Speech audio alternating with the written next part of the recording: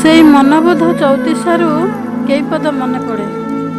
ମାଟି ଘଟ ପଞ୍ଜୁରୀରେ ଜୀବୁ ଶୂନ୍ୟ ହୋଇରେ, ଘାଇଯାକ ମୁକୁଳା ତୁ ବନ୍ଧ କେତେ ବାନ୍ଧୁରେ।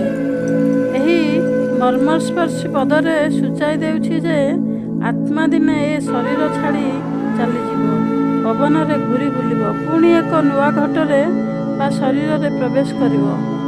କୃଷକଟିଏ ମଧ୍ୟ ତା ଜମିରେ ହଳ ଚାଷ କରି ମୁଣ୍ଡ ଝାଳ ତୁଣ୍ଡରେ ମାରି ଫସଲ ଧାନ ଆଦି ପରିବା ଚାଷ କରିଥାଏ, ଯାହାକି ଶହ ଶହ ହଜାର ହଜାର ଲୋକଙ୍କ ଭୋକିଲା ପେଟରେ ଦାନା ଯୋଗାଇଥାଏ।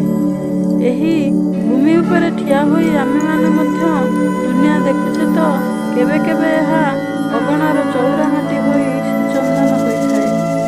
ମାଟିରେ ମଧ୍ୟ ବିଭିନ୍ନ ଗୃହ ଉପକରଣ, ଘର ସାଜସଜ୍ଜା ଜିନିଷ ମଧ୍ୟ ନିର୍ମିତ ହୋଇଥାଏ। ତେଣୁ ଜନ୍ମମାଟି ଆମ ପାଇଁ ମହାନ, ଏହା ଜୀବନ ଧାରଣର କେନ୍ଦ୍ରବିନ୍ଦୁ ଅଟେ।